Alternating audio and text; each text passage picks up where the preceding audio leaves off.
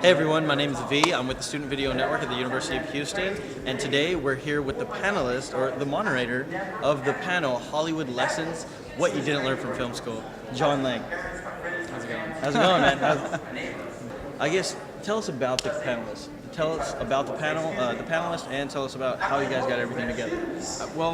We basically got the whole panel together. My friend Nick Robinson, who I work with in Los Angeles, we had wanted to do a panel. We knew about the panel picker process, and we were basically trying to figure out like what we thought we could offer.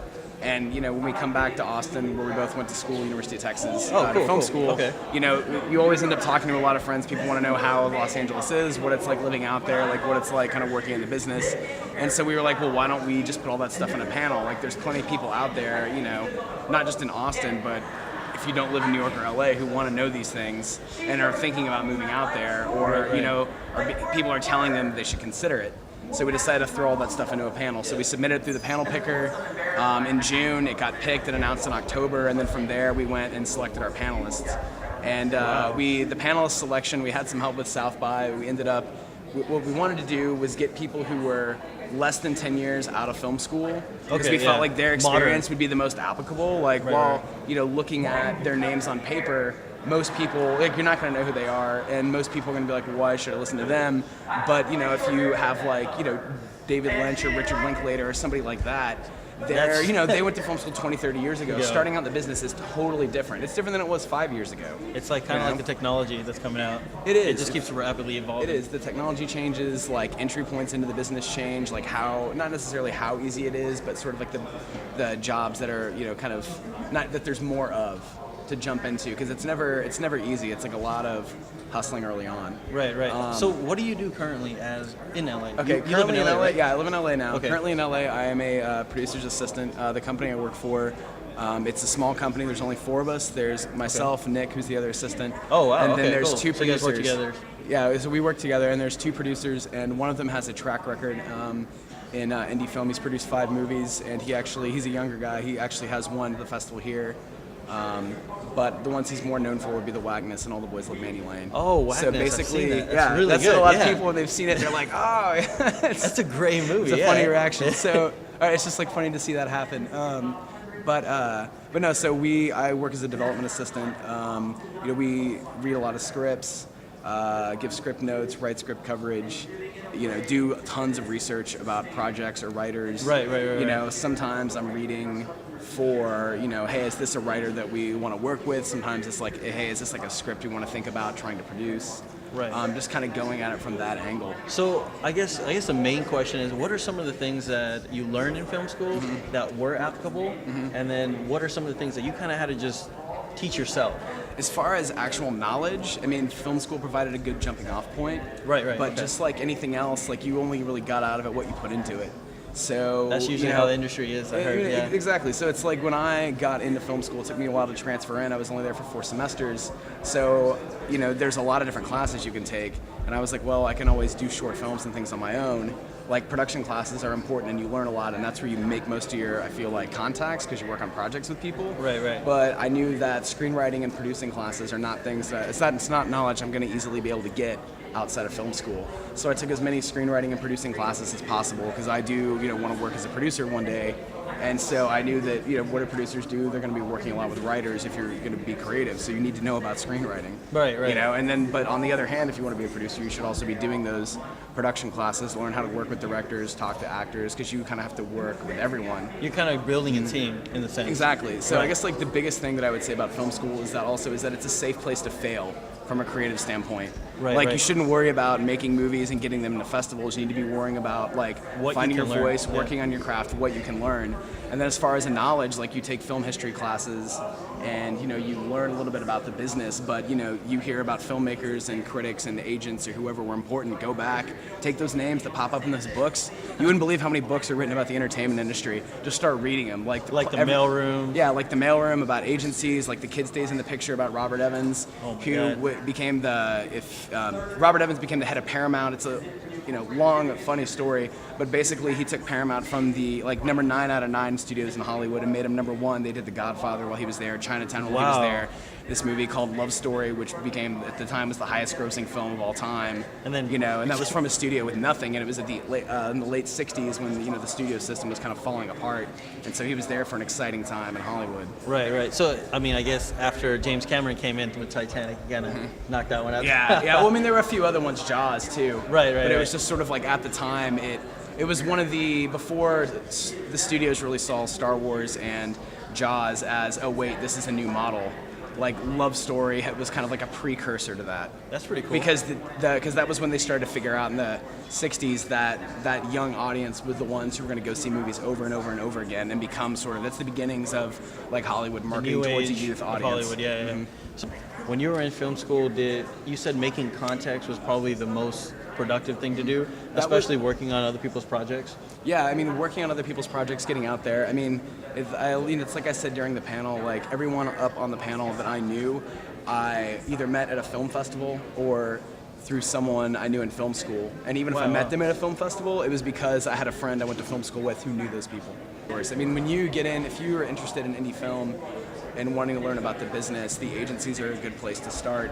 Agencies are a good place to start anywhere. Like when I meet people and they're out in LA and I'm like, what do you wish you'd done when you were starting out? Most people say working at an agency because you get to know so many people and you get such an idea of what the inside of the system looks like, and you get experience like all across the board, because you're working with managers, you're working with management companies, you're working with marketing, distribution, like talent agents. Like agencies have their hand in every like facet, every aspect of Hollywood. That's pretty cool. And so you can almost see, from $300 million Avatar to like $2 million movies that like Deborah's department is selling at film festivals or in Cannes. Yeah. The talent agencies are set up so broad that basically anyone that's wanting to do management or just learn about more individuals within the industry, that'd be, like you said, it would be a great jumping off point. Mm-hmm. But as well as you would have to work your way up from the bottom, and of course the mailroom book kind of helps with that process. It helps explain. The mailroom book's really interesting, I think, because not only does it give you anecdotal, or not anecdotal evidence, but I guess I would say it has stories from a lot of huge people like David Geffen, who went on to become these, huge forces in the history of Hollywood, and they all started in the mailroom, and they all talk about like what their experience was and what they learned and why they thought working there was really important to their success in their careers. That's pretty cool. And back then, a lot of them talk about how they didn't even want to be agents; they just lied to because they knew they wanted to work for an agency. Now get inside the mailroom. Get inside. Now it's not so much. Like some of the agencies even now don't even ask you if you want to be an agent because they know so many people want to get in and get that experience. So they're just looking for hardworking people who are ready to work their butt off and learn. Dedicated, yeah. And just dedicate themselves, because really, like when you step into that situation, you're like giving yourself over to them, for like a year or however long you work there, and they're gonna work you really, really hard, and they're not gonna pay you well at all. But you're gonna get experience that's invaluable. That's pretty cool. And of course, I've heard those mailroom jobs don't really pay so much, so it's like kind of going back to in film school where you work on other people's projects where you're not getting paid anything. Right. But even after working with the individuals that already have worked in the industry, you kind of want to jump into it without, I guess, not saying no. Would I be correct on that? Yeah, you don't. Yeah, you don't want to say no. And like the other gentleman, Jared, who was on our panel, who's trying to become an assistant director. When he first moved to LA, he didn't know a whole lot of people, so you work for free on stuff. We worked on AFI thesis films, USC thesis films. Just like random other projects, and you start to meet people. Like he worked on something for free. It was like he answered an ad for a music video. It so happened that the entire crew of the music video was the post-production team from Grey's Anatomy, and they had some band they liked, and they all were all banding together to do a video for him.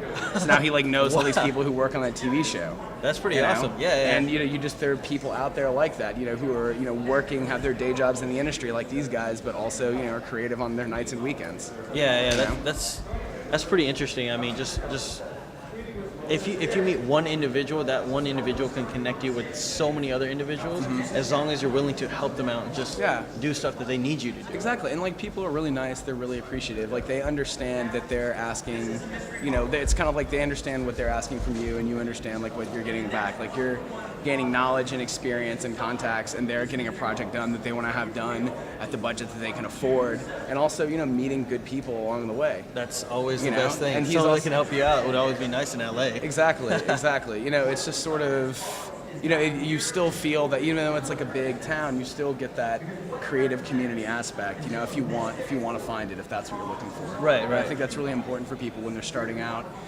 is to find that good. That to have like a good base of friends, or like have a good base of people to rely on. That's true. So I guess in the end, if you're a student, if you're an undergraduate student, let's say, put yourself in the shoes of an undergraduate student in any school, in a media production program. Right. What would be the one piece of advice that you give that would be, I guess, something to remember for the rest of their lives in productions? In productions? Wow. In productions or anything within the industry. Kind of like, I guess, like, for the three, I guess I would really say three things for people in film school. Okay. One is to take as many classes in as many different areas as you can, and don't be afraid to fail in those classes. Two would be to read.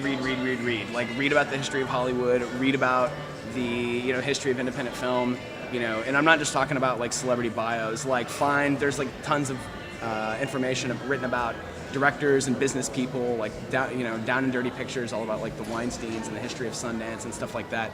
Read those business books, because they're the business histories, because those are the ones that are going to give you an idea of the terminology, who are the players, like what's the dynamic of the town, the dynamic of the business, how has it changed and how has it not changed, and what are similarities you can see between the different areas. And then the third thing would be find whatever's going on in your town and take advantage of it, whether it's like volunteering at film festivals, not just like standing outside and tearing tickets, but trying to get involved in the organizing of film festivals. Like, help any way you can, whether it's coordinating or it's watching screeners or doing whatever.